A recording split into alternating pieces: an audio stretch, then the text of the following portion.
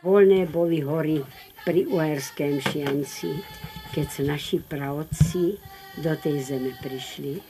Hory kučovali, pole dorábiali, preto sa tak píše Kopanice naše. Dávno, veru dávno, aj 6 pokolení, prežili tu ľudia obyčajom svojím. Zákonov neznali, v srdci ich nosili, sused susedovi by pomáhali.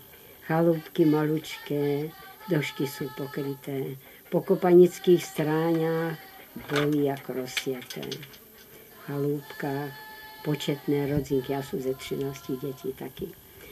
Tu nás vychovali chudobné maminky, bohatstvia neznali, skromnosti učili, Bože im to odmeň, čo mohli to dali.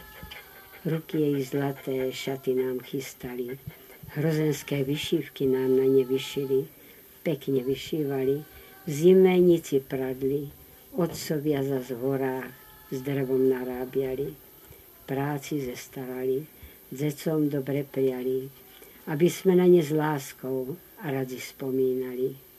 Je to tu pekný kraj, ale tvrdý jako kameň. V duši ho uchovaj, jak v srdci svém živej vody prameň. Ej, vy smutné hory, naše kopanice, nechoď se preč ľudia, prosím vás veľmi. To je jedna z tých primitívnych.